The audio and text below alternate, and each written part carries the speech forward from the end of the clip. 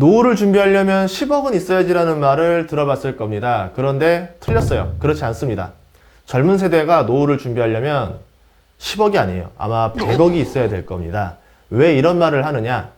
과거에는요, 1억만 있어도 부자라고 불렀고 1억만 있어도 노후를 준비할 수 있었습니다. 그러다가 어느 순간부터 10억이 됐고요. 지금은 사람들이 10억이 있으면 노후를 준비할 수 있다는 말에 대부분 동의하지 않을 겁니다. 아마 우리가 잘 아는 한 30년 뒤쯤 됐을 때는 100억은 있어야 노후를 준비할 수 있지, 이런 말에 대부분들이 끄떡끄떡 할 거라는 거죠. 이렇듯이 돈은 고정되어 있지가 않아요.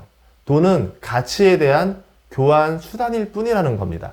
예를 들어서 교환해야 되는 가치가 상승하게 되면은 더 많은 돈을 줘야 돼요. 그리고 교환해야 되는 가치가 하락하게 되면은 돈은 더 적게 필요하게 됩니다. 결국 돈은 무엇이다? 가변적이다. 그때그때 가치가 늘어났다 줄었다 하는 가변적인 것이다. 이렇게 볼 수 있다라는 거죠. 그러면 우리는 돈이라는 거에 투자하면 안 되고요. 이 가치가 늘어나는 그 속도에다가 투자를 해야 부자가 될 수 있다라는 거죠. 오늘은 그래서 이 속도에 대해서 알아보도록 하겠습니다. 부의 크기에 대해서 알아보도록 하겠습니다. 우리 부의 크기는요, 두 가지로 구성됩니다. 투자 기간이랑요, 수익률로 구성이 되죠. 남보다 더 높은 수익률을 내던가 남보다 더 오랫동안 투자하던가, 이 두 가지가 만나면은 부의 크기가 만들어지는 겁니다. 저는 이 수익률을 부의 속도라고 부르고 있는데요. 부를 키우려면은 수익률이 높던가 투자 기간이 길어야 된다. 하지만 대부분의 사람들의 단점이 있죠. 이게 같습니다. 보통 직장생활 시작하면서 돈이 생기니까 그때 투자를 시작하고, 직장생활을 종료하면서 더 이상 들어오는 돈이 없다 보니까 투자라기보다는 자산 방어 위주로 가는 거죠. 그래서 보통 누구나 투자하는 기간이 거의 크게 다르지 않습니다. 만약에 그러면 내가 은퇴를 해서라도 계속 투자를 할 수 있는 여력이 생긴다. 그럴 경우에는 남보다 투자 기간이 훨씬 월등히 올라갈 수가 있겠죠. 자, 그러면 기본적인 상태에서는 결국 무엇이다? 이 수익률이 부를 바꾸게 된다라는 겁니다. 여러분이 역전하려면은 이 수익률이 굉장히 중요하다라는 건데요. 재테크가 없다라는 가정하에서 보통은 대부분 돈을 버는 속도가 일정합니다. 예를 들어서 한 달에 100만 원씩 저축하는 사람들은 1년이 지나면 1200, 2년에 2400, 3년 뒤에 3600만 원을 벌게 됩니다. 속도가 빨라지지 않죠. 그대로 일정한 속도를 유지하고 있습니다. 이럴 경우에는 부자가 될 수 없습니다. 부자라는 건요, 되게 단순한데요. 부자란 정의를 해보자면 남보다 돈이 더 많은 사람을 부자라고 합니다. 그러려면, 부자가 되려면 무엇을 해야 되느냐? 세 가지가 있는데, 첫 번째, 애초에 돈을 더 많이 갖고 태어나던가. 두 번째, 남보다 돈을 더 많이 저축할 수 있던가. 세 번째, 남보다 돈을 더 잘 불릴 수 있던가. 세 가지 안에 속해야 되겠죠. 우리가 할 수 있는 현재 최선의 선택은 세 번째인 돈을 불리는 속도를 늘리는 겁니다.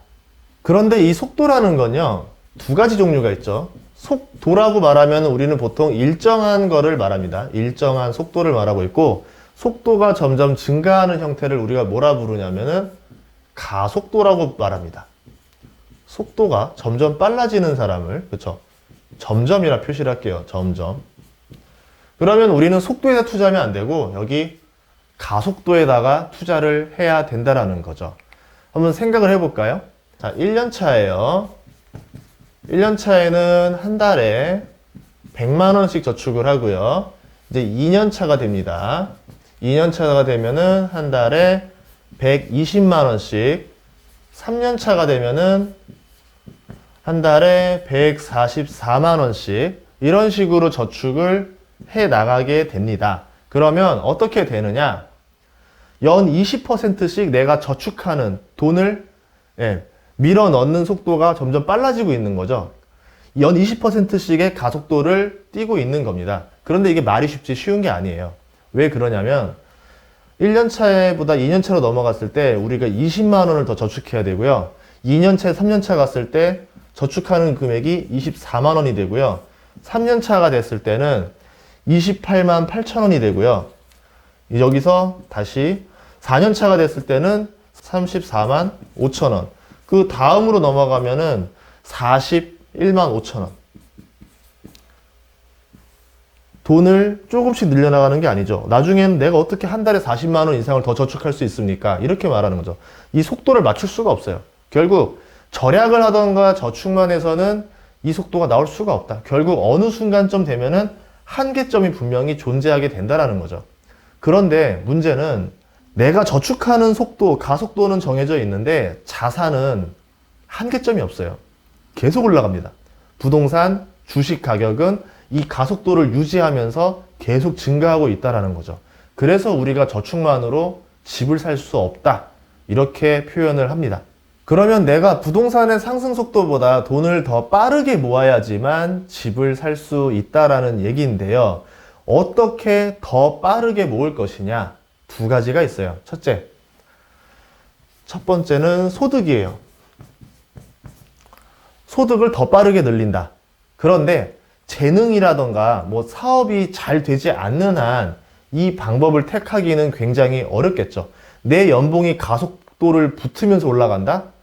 거의 현실적으로 꽤 어려운 일입니다. 하지만 만약에 할 수 있다라고 하면은 재테크 없이도 할 수 있기 때문에 가장 좋은 확실한 방법이 될 수도 있겠죠. 두 번째는 뭐냐면 투자가 되겠죠. 투자. 평균 자산의 증가 속도보다 내가 돈을 더 빨리 불리면 돼요. 부의 추월차선이라는 책들이 있잖아요. 이제 이런 거를 말하는 겁니다. 예를 들어서 아파트 가격이 평균 아파트 가격이 1년에 5%씩 상승한다. 이렇게 말했을 때 저는 그러면 이거보다 더 빠른 속도로 수익을 내면 된다라는 거죠. 그런데 애석하게도 대부분의 사람들이 S&P 500 지수 연 평균 상승률인 연 7% 이상 수익 내는 것도 쉬운 거는 아닙니다. 즉 무난하게 투자해가지고는 이 가속도가 나오지 않는다라는 거죠. 그래서 다른 방법이 필요합니다. 어떠한 방법이냐? 지수보다 웃도는 상승률을 보여주는 위대한 기업에 투자를 하던가 아니면은 다른 지역보다 월등한 상승률을 보여주는 부동산에 투자해야지만 부의 추월차선이 일어난다라는 얘기겠죠. 그래서 우리는 가속도를 보여주는 투자 대상에게 굉장히 많이 환호를 합니다. 우리 몇 년 동안 아파트가 투자 대상 중에서 자산 상승 속도가 굉장히 빨랐었어요. 그래서 규제가 계속 강화되고 있는데 열기가 식을 줄을 몰랐었죠. 한동안 아파트였었습니다.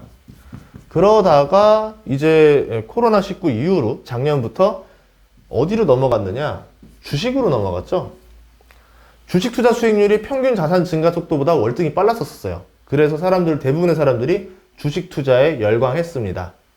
그러다가 2021년 초가 되면서 또 바뀝니다. 사람들이 어디로 가느냐? 우리가 이제 말하는 이 비트코인이라는 곳으로 가죠. 암호화폐 수익률이 다른 자산 증가 속도보다 또 월등히 빨라집니다. 그래서 많은 사람들이 여기에서 여기로, 여기에서 여기로 이동을 하죠. 코인을 하기 시작합니다. 결국 공통점은 무엇이냐면 평균보다 더 높은 수익률을 보여주는 투자 상품에 사람들이 열광한다라는 거죠. 문제는 그것을 내가 앞에서 잡냐 아니면 뒤에서 잡냐가 굉장히 중요합니다.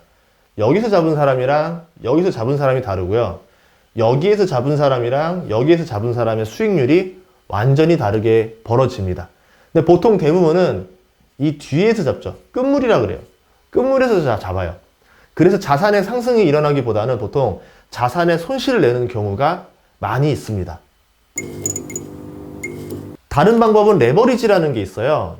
대출을 받아서 하나에 투자할 수 있는 돈으로 2개 아니면 10개까지 투자하는 방법인데요. 남들은 하나에 투자한다라고 봐요. 그래서 5%의 수익을 냅니다. 그런데 레버리지를 쓴 사람들은 그 돈을 가지고 여러 개의 투자를 해요. 여러 개에 막 투자를 합니다. 그래서 10개를 만들어요. 그래서 투자를 해요. 대신 대출을 받았겠죠? 그럼 이 사람은 50%의 수익률이 나버립니다. 일반적인 평균 상승 속도를 넘어갈 수가 있겠죠. 이게 레버리지라고 하는 거죠. 대신에 단점이 있습니다. 엄청난 위험 속도를 짊어져야 돼요. 예를 들어서 마이너스 5가 되면 어떻게 됩니까? 여기는 마이너스 50%가 되는 거겠죠. 한 번만 판단이 틀려도 굉장히 위험해집니다. 다른 레버리지 하나는 몸의 레버리지, 신체의 레버리지. 보통 사람들은 직장이 하나입니다. 직업이 하나라서 또 200만 원을 번다라고 쳐봐요. 그러면은 보통 한 100만 원 저축하고요. 100만 원 씁니다. 실제로 저축하는 돈은 100만 원이 돼요. 그런데 직업이 둘인 사람이 있어요. 나는 밤낮으로 일할 거야. 주말에도 일할 거야. 이렇게 해서 한 사람들은 여기서 200을 더 법니다. 그러면 돈이 어떻게 됩니까? 100이 되는데 여기서 생활비 2배로 쓰나요? 직업이 2개인 사람이? 그러지 않죠. 이 사람은 이미 생활비 썼어요. 그럼 나머지 어떻게 됩니까? 저축이 300으로 바뀌죠. 직업이 하나인 사람일 때보다 직업이 2개인 사람은 저축이 3배속으로 늘어납니다. 이게 몸의 레버리지라고 하는 거예요. 그래서 우리는 쓸 수 있는 방법을 다 효율적으로 쓰면서 돈의 속도를 빠르게 증가시켜야 된다. 가속을 붙여야 된다. 이런 이야기입니다. 여기에 대한 답을 역사에서 찾아보자고 하면 조조라는 인물의 선택이 있어요. 삼국지에 나오는 조조라는 인물이 있는데 사람들이 조조에게 열광하는 이유가 있습니다. 우리가 말했던 부의 가속도를 실제로 본인은 인생의 가속도로 보여줬던 사람이죠. 조조 같은 경우는요, 이 서주라는 곳을 차지하기 위해서 계속 공격을 합니다. 조조가 계속 공격을 해요. 한 몇 번씩 공격을 했어요. 그런데 이거는 뭐냐면 굉장히 위험한 선택이었었습니다. 왜 그랬느냐? 여 위에 원소라는 사람이 있었죠. 이미 벌써 북방을 거의 다 통일을 해가지고 4개 주에서 안정적으로 인구를 늘리고 경작지를 늘려나가고 있었습니다. 힘을 키우고 있었죠. 그래서 조조가 운명을 걸고 이 서주를 치러 계속 침공하는 겁니다. 만약에 내가 여기를 갔다가 원소가 여기서 내려오면 어떻게 됩니까? 엄청나게 큰 낭패가 되겠죠. 그럼에도 조조가 서주를 공격한 이유는 마찬가지. 지금 조조는 가지고 있는 땅이 크지 않기 때문에 뭐 연주와 예주 일부밖에 없었기 때문에 원소 대비 늘어나는 속도, 인구가 늘어나고 경작지가 늘어나는 속도가 딸렸다라는 거죠. 그러면 시간이 지나면 결국 내가 원소한테 질 수밖에 없다. 지금 빨리 쳐서 세력을 넓혀서 속도를 맞춰야 된다. 추월차선 속도를 쓰려고 했다라는 거죠. 그리고 조조는 서주를 총 공격해가지고 서주를 차지하게 됩니다. 그때 원소가 아들이 아파서 출병하지 않았다. 이렇게 말을 하죠. 그 틈을 노려서 차지하고 속도를 얼추 맞췄고 그때 마지막으로 한 번 더 큰 싸움을 벌인 다음에 원소를 꺾게 되는 겁니다. 여기에서도 우리의 투자의 힌트가 있다라는 거죠. 그래서 부자가 되려면 앞지르기를 해야 된다라는 거고 그때 가속 페달을 꾹 밟아야 될 때가 있다라는 겁니다. 앞에 있는 자산의 평균 속도를 맞춰서는 부의 상승이 벌어질 수 없다라는 거죠. 여기에 자산이라는 자동차가 이렇게 길을 막고 가고 있으면 나는 어떻게 됩니까? 나는 여기를 뒤따라가 가지고는 절대 인생이 역전될 수 없다. 결국 어떻게 해야 된다? 속도를 내서 역전해서 앞질러 가야 된다. 이런 이야기입니다. 그럼 평균보다 더 높은 수익률을 낼 수 있는 방법은 어떤 것이 있느냐? 첫째, 더 좋은 주식, 더 좋은 부동산에 투자해야 되는 겁니다. 일명 성장성 있는 것에 투자를 해야 된다는 얘기고요. 두 번째, 남들이 돈을 잃을 때 나는 잃으면 안 돼요. 안정성이라는 거죠. 분명히 한 번쯤 사람들이 여기서 뭐 사고가 나거나 한 번씩 멈춰야 되는 일이 생길 때가 있어요. 뭐 자산시장은 역사적으로 그랬어요. 10년마다 한 번씩 위기는 꼭 왔었으니까요. 근데 이 사람들은 멈췄을 때 나는 속도를 유지하고 앞으로 계속 쭉쭉 나갈 수 있다라고 하면은 더 앞서 나갈 수가 있는 겁니다. 세 번째, 남들이 잘못된 판단으로 뭐 주식을 팔았을 때 나는 안 팔았다던가 반대로 남들이 주식을 사지 않았는데 그때 나는 역발상으로 저렴하게 사들였다던가 그랬을 때 역전 속도가 나오기 시작합니다. 물론 말은 쉬워요. 굉장히 쉬운데 그리고 어려운 일이에요. 굉장히 어려운 일입니다. 하지만 우리가 해내야 하는 일이 이 일이라는 거죠. 이 과정에서 분명히 실패할 수도 있어요. 이건 당연한 일이에요. 왜냐하면 무리를 했기 때문에.